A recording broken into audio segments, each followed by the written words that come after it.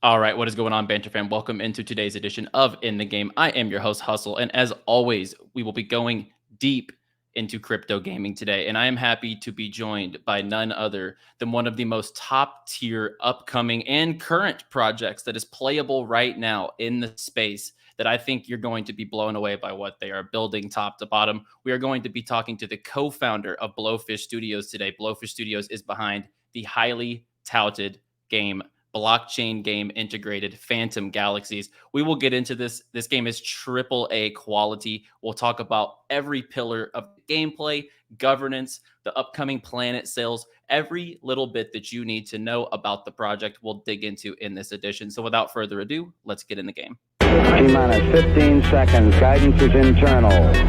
12, 11, 10, 9. Ignition sequence start.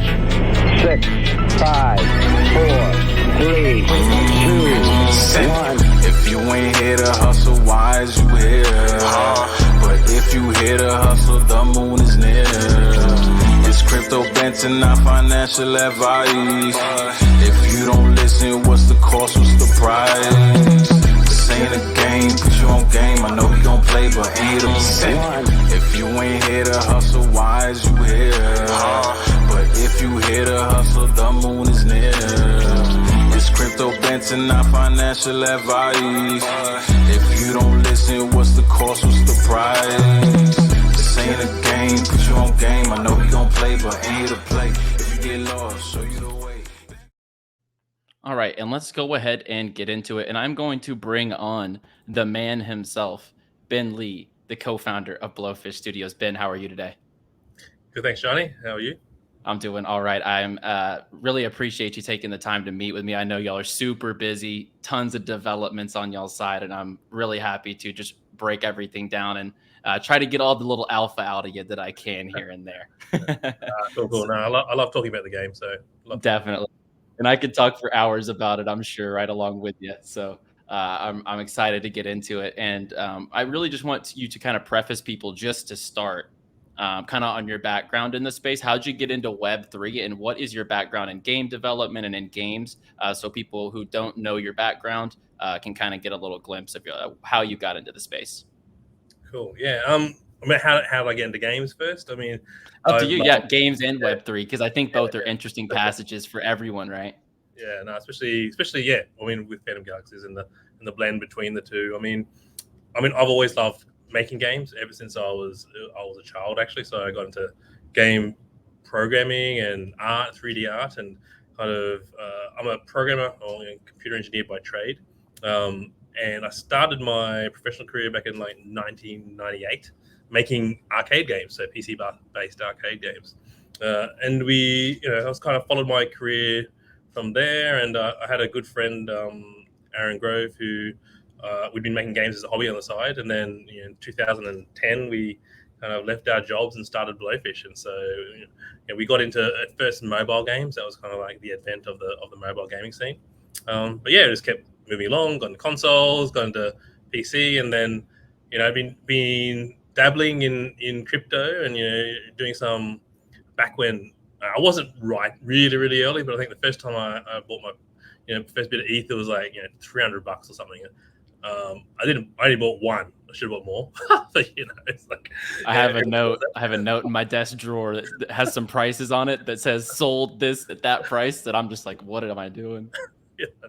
I mean, it's been amazing watching the scene and how fast and so how to get into like the Web3, and then so kind of I heard about crypto kitties. I think it was like the first thing that I'd heard about years ago, and then start of last year or no, end of 2020, so in December, I was looking into blockchain gaming, and so I looking into NFTs, and that was still really early on, right? That's very early in terms of the big picture of the space. Yeah, and so it was I got into it then. I got into a game that Animoca was actually making, and that kind of again, like you said, it was I think in that first half or the very first couple of months of 2021 is when NFTs actually kind of exploded the first time, right? And Right. I was there just playing around in games, doing lots of stuff there, and then we got talking with Animoca for the Blowfish, and essentially, Animoca came in, and then and they acquired us middle of last year, and that kind of completed our huge dive into Web3 space and games. So. Yeah, and I guess I wanted to ask this later and just speak on it briefly because this wasn't going to be a big pillar. Because I always talk about when Animoca's getting into a project, it's definitely that's definitely a strong point. What is the magnitude of their involvement? How impactful have they been on the development? If you don't mind me asking. Yeah, I mean, so I have really gotten to know Yat well. So he is really He's such an innovator. Yeah, no, it is, and it comes to space. And so, actually, while we're in full control of the game development, and even from the tokenomics side, we're still kind of that's us. I'm working with an advisor that was kind of introduced from Animoca, but Right. Yak himself still he comes up with these ideas and they're kind of like that are really great. And it's like.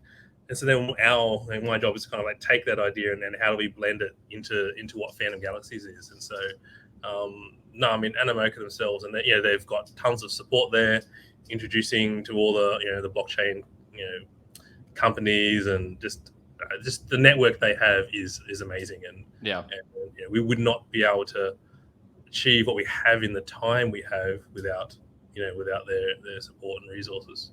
That's awesome to hear. Yeah, I think it's good for people to hear, the boost that top tier, VC like Animoca brands can provide. So let's, without further ado, get into the project and kind of give us a backdrop of how would you describe Phantom Galaxies in your own words, and then on top of that, how long has the game been in development, so people can kind of get a big picture of when this game was kind of really thought into the works as far as Phantom Galaxies itself. When did day one development start? Yeah.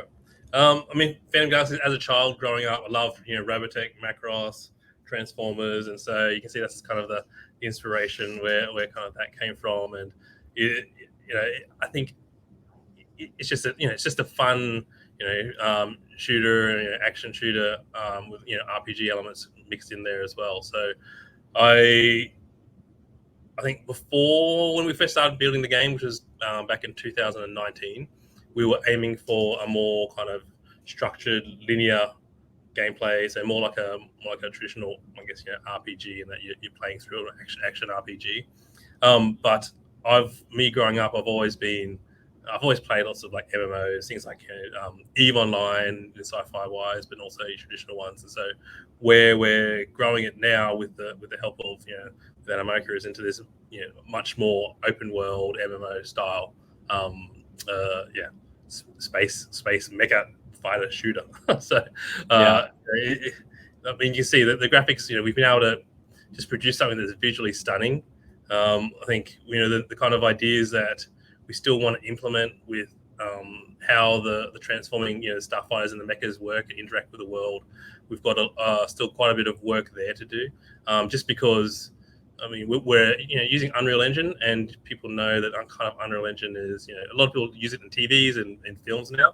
So we're trying to bridge that gap again between like AAA, so the game and that film side. So it'd be I guess what I have in my mind is still visualize it. It's kind of a fair way away, but if we can achieve that, I think people will just become even more blown away by what the game is. So.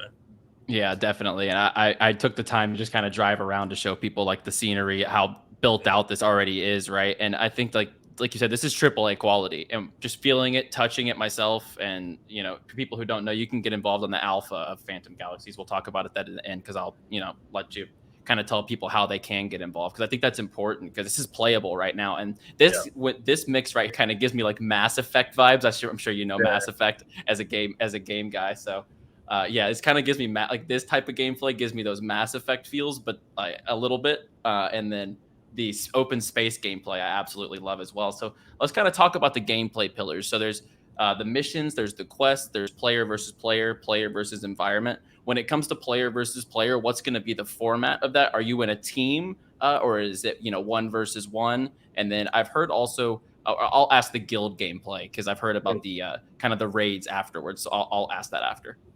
Okay, yeah. I mean, PvP is going to be a couple of different formats. So initially, what we'd be looking at doing is like the arena style. So it's going to be more. It can be 1-on-1 or 2-on-2, but that's just like a kind of a combat arena. So where you're just fighting each other and having a bit of fun and trying to beat the other person and just mech to mech and ship combat.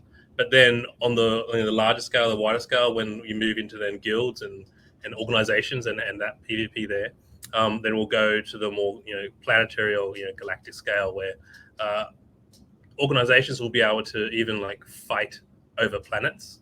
So we have these things called like rogue planets in the game, which means that organizations or even groups, it could be more than one organization on one side, essentially vying for control of a planet through combat, and then they'll be able to exert control over that planet by then staking some of the government's token, just staking claim to that planet as well. These rogue planets, and it'll still be. I think one of the other key pillars of the game is that the player-driven governance. So while we're saying the organizations are fighting over these planets, we're not locking in. It has to be like one organization versus another, right? It could be a group of organizations because you're just there and you're just going to be fighting over the planet. And then if you've won, then the winning side gets to determine who gets to stake towards that planet to get the rewards. So you can, in theory, have more than one organization doing that because you've just all had this agreement.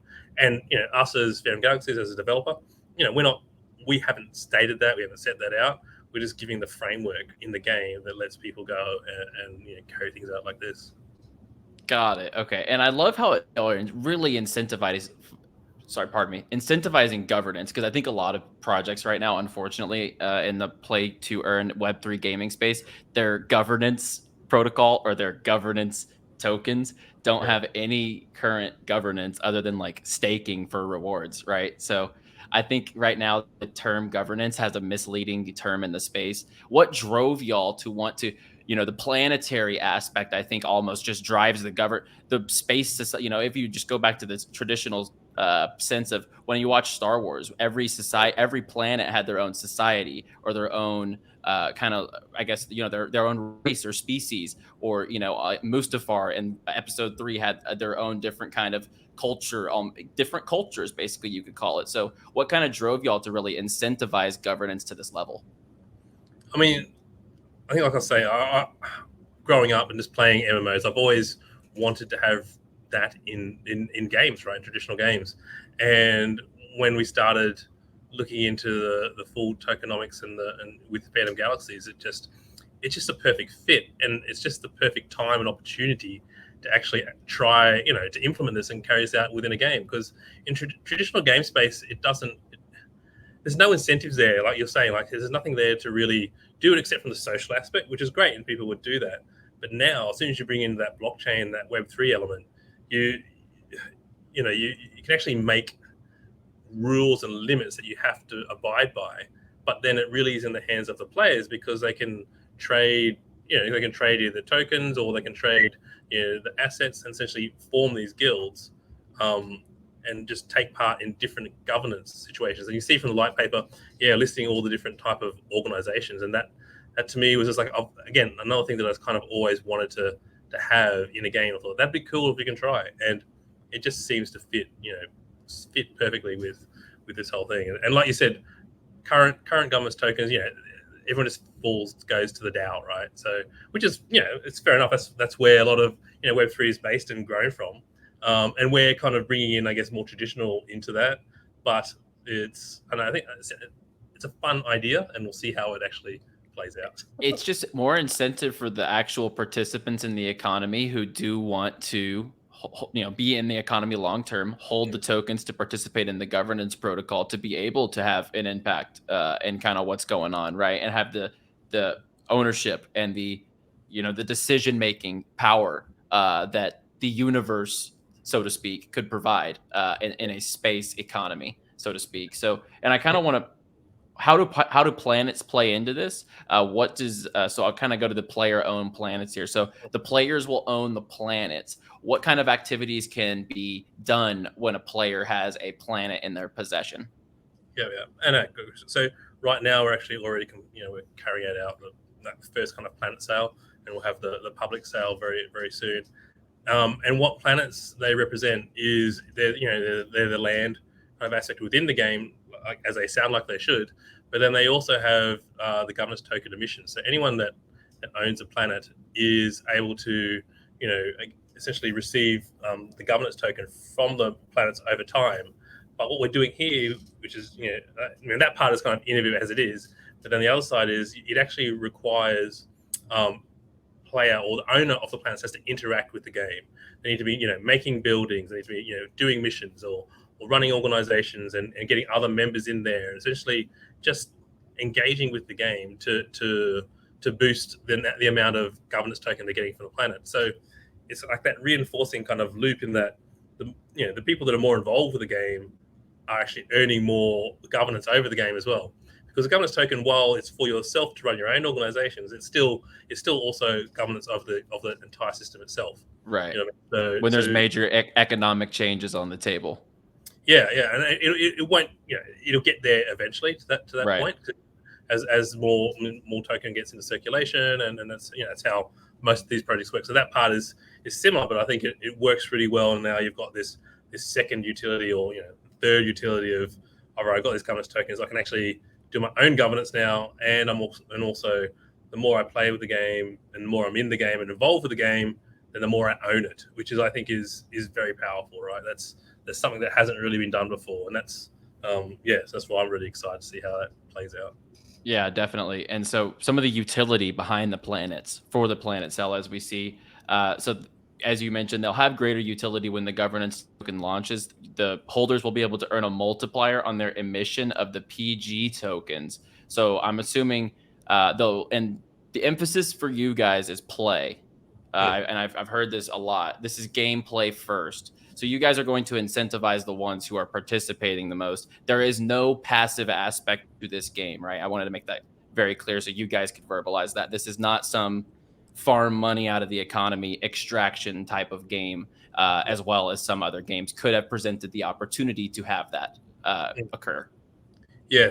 I mean, and one of the core reasons is that we haven't seen a fully successful game that's just relied on the passive, that kind of farming out, but also and then it completely go right.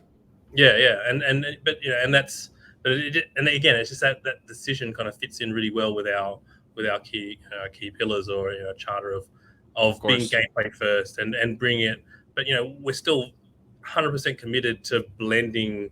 I was saying traditional gameplay and game and with Web3 and what that means. And I think I think you're going to ask about later, but like I was saying, the way that we released the alpha, the episode 1, was that we did a free airdrop of over 500,000 NFTs that people had registered on the to our website, and then people use that NFT as a key to then get in. You just use that, connect your wallet.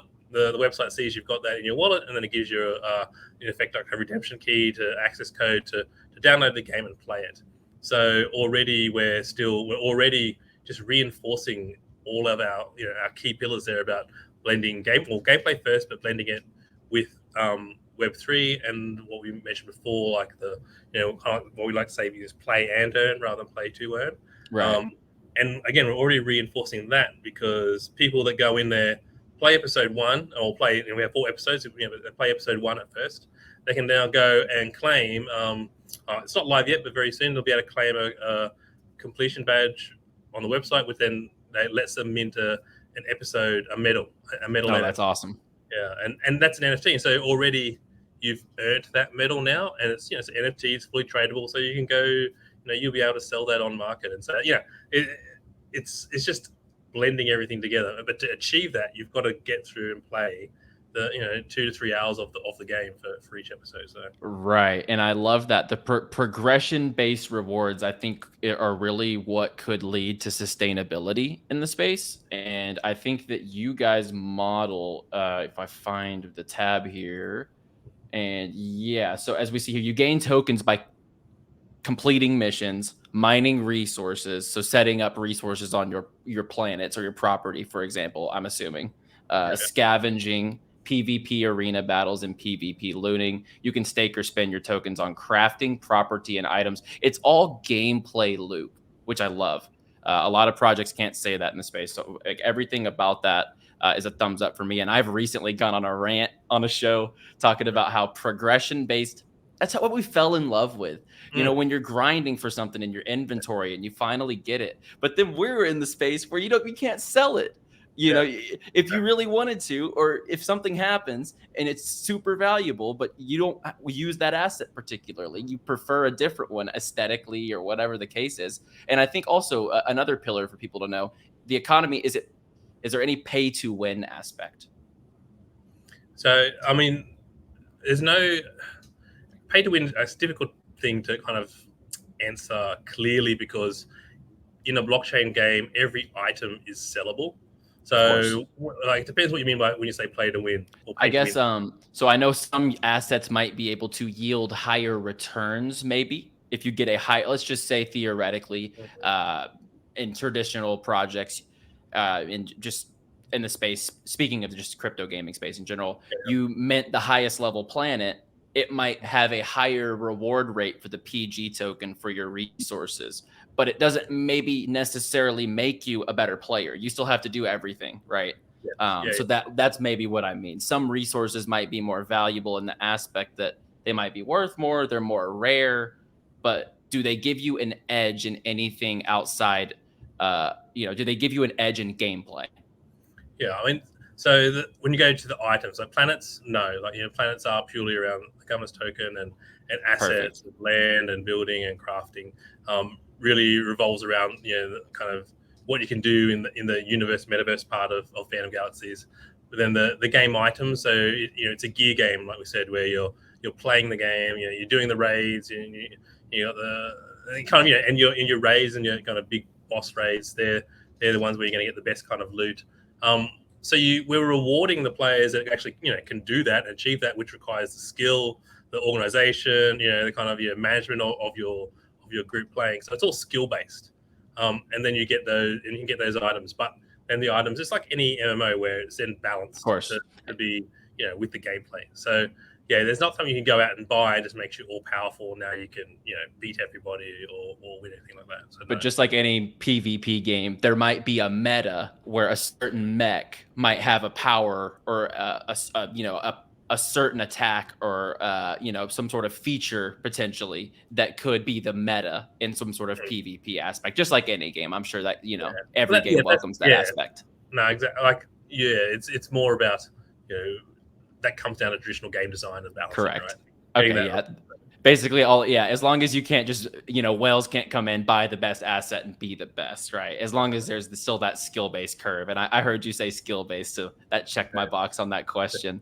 And kind of feeding off of the planets, and I know the organizations, what is the guild aspect in how are y'all welcoming guilds into the economy? I've heard scholarships are kind of the scholarship involvement in the economy is also kind of in conversations, at least. What could be the participation, and what are for the pillars of the gameplay for the looting and the raids? So I've heard that mentioned as well. So if you want to talk about the guilds and then looting and raids.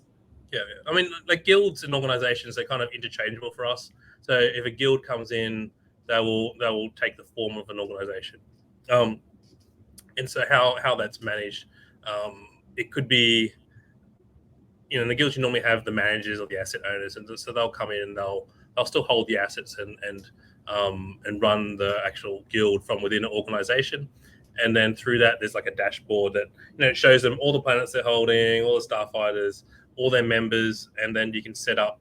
The members can either loan or rent the assets if they want to come in, like from the scholarships. Awesome. We call it like a mercenary system, and then the dashboard itself will let the player be able, all the managers, to set up those guild related aspects of revenue share and splitting out.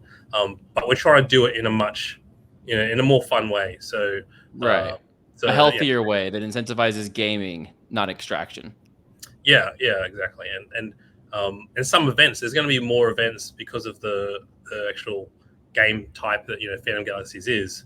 There's going to be some group events that is just going to be more social. I mean, it's so much capabilities. Yeah. So that's cool.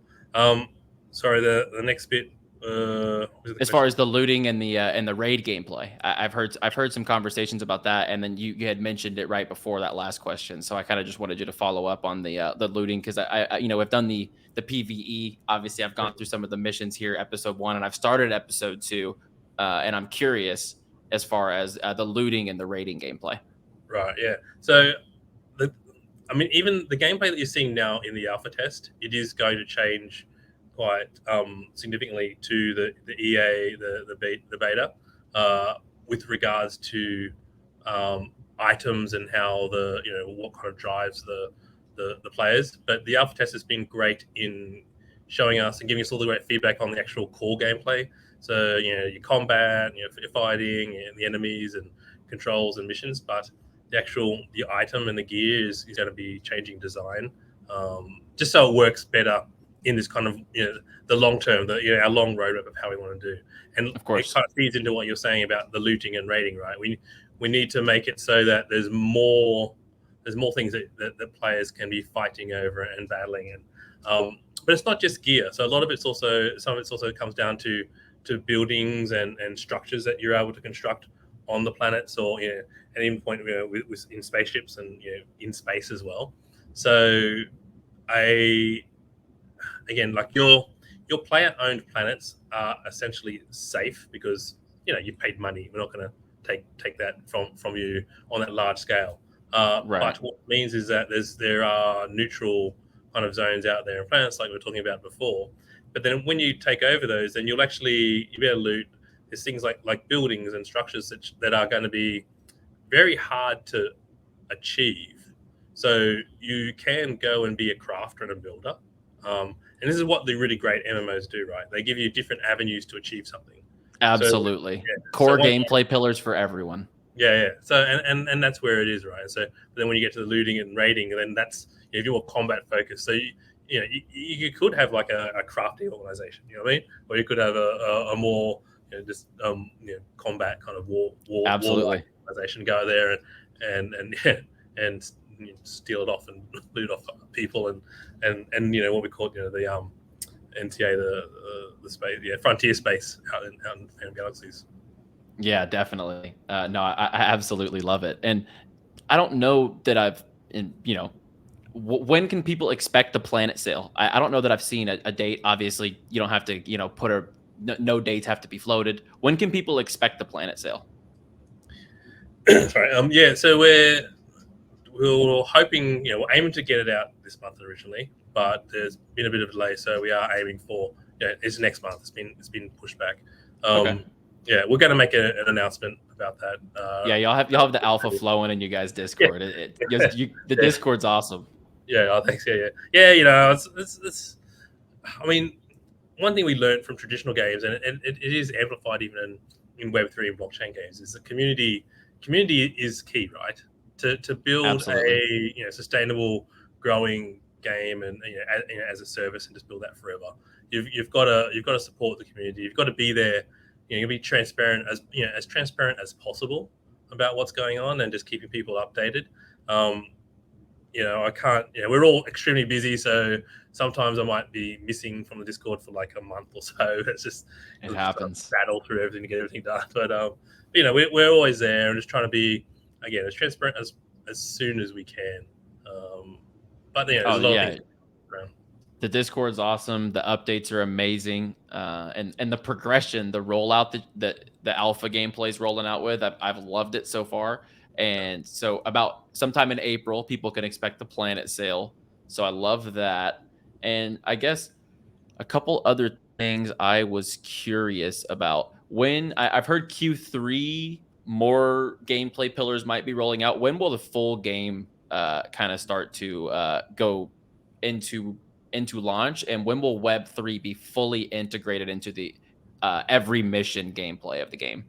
Yeah, I mean that's what we're aiming for Q3. So Q3, the early access beta is when that'll be. But it's going to be MVP, and as we roll out, there's even now we've had some design and development on down one path, but because the space is changing so quickly, sometimes we have to do a bit of a sometimes a U-turn, but change on what things are going on. So look, that is our aim. We're going to have an MVP ready in Q3, Awesome. and then yeah, and growing from there. So yeah. Well, that is awesome. I might have to get Ran on a stream whenever that comes out and play him in a PvP and just absolutely smoke him. Obviously, Ran host the main show on Crypto Banter, so I'd have to bring him on and just smoke him in some PvP gameplay when everything launches. I think that would be very, very Yeah, fun. sure. No, yeah, definitely. So, I mean, and that's one of the aspects of the, I think, having the PvP arena there for us. It's, there's a bit of esports, a bit of like tournament play, and you got your more kind of. It's got that capability, 100%. Yeah. And the community aspect too, building on that, just because there's so much to dig into with games, but I love how y'all emphasize that community is going to be part of the longevity of any success of a game. Call of Duty has been successful because people have been camping out. It becomes a culture behind certain games. Call of Duty, people were camping out for GameStops for straight titles whenever it used to be on discs. World of Warcraft, there's conferences and conventions around the globe for that to this day. People still sell RuneScape accounts daily. So some games with cultures stick. And I think you guys have the capability to captivate that Web3 audience at a AAA level in 2022. I'm just so excited for everything that, y'all are building. And how can people get involved? So I think people sleep on the fact that this game is playable. You can hop in. The Halberd NFT is very, very inexpensive. Very inexpensive to just get involved and get involved in the game. So where would you like to steer people? What's the best avenue to get involved in the alpha gameplay and get some information and updates on the plan itself going forward? Yeah. So, like you're saying, so OpenSea is where our kind of our Halberd 001 NFT, which is like a poster series. It's like episode 1 or the first one in that, and that was one that was airdropped out. So, like I said, it is quite cheap, quite affordable right now. And owning one of those gives you access to play all 4 episodes. So you can get in there and just try and play the game out. It'll also let you claim that very first episode medal as well. So again, you can already kind of play and earn a little bit through that mechanism, just getting introduced to it. Our Discord is the best place to come and join for information or for help, because from there, we've got a lot of community moderators and Blowfish moderators there as well to help out people. We have one of our core pillars is trying to embrace the traditional gaming community. So we are having a lot of new players that they're not crypto native. They've never actually set up a wallet or don't really know how it works, and so it's best to come into Discord, and then we can help people kind of onboard that way. Our community team has made some YouTube videos to step people through. So again, I find it still amazing when I go to another kind of game or something, and you get in there, and it's like it just dumps you. It says, "All right, go." It's like I've got no idea what am I meant to do. Like there's no tutorials. There's no. I mean, there's nothing, and it's just like because we're expected as crypto natives to, if the first time I got into transferring something from like ETH from one wallet to another, I was like so stressed out. I had no idea definitely what was going to do. And so I think we've all been trained just to expect that with everything we do now in Web3. But to go out to the mass audience, we can't do that. We need to be a bit more friendly and that kind of smoother onboarding. And so definitely, that's where we want to get people into our Discord, because that's where we are focused for helping people out. And then when the full game rolls out, is it free to play? So there be free to play is probably through guilds. So there'll be guilds that are set up. They'll let people come in and rent that way. So through the rental system. Okay. Yeah, through the rental system. But then as soon as you get in and you're earning, then the assets themselves, the core common assets will be of course aimed at looking at what it costs for a AAA game. You know what I mean? So we're kind of following the model more of like you said, like Call of Duty. You buy the game like for $60 or $70, but then there's you go in, you're playing, and they're using DLC. There's IP, and so we're kind of we're going that path. But because we have the mercenary system and guilds, and there'll be a a free to play method to get onboarded. Okay, I got it. Yeah.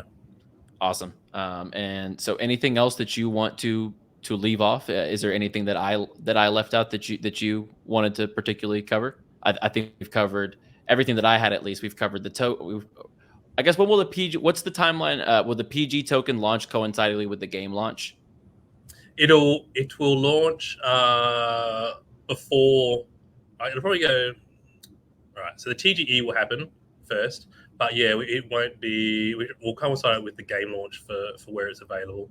Okay. So that when people who own the planets will be able to start, getting the tokens out, the governance tokens out, and because it's needed for in the game and playing Right. that out. And we'll have more sales. So it might happen before the game because we want to do more public sales of the planets, right? So we're kind of following that sandbox model where we have regular sales for the next 3 years of planets as we get that out there. And then they'll be available on the secondary market as well. So people who come in after or miss out on the public sale, they'll still be able to buy on the secondary market.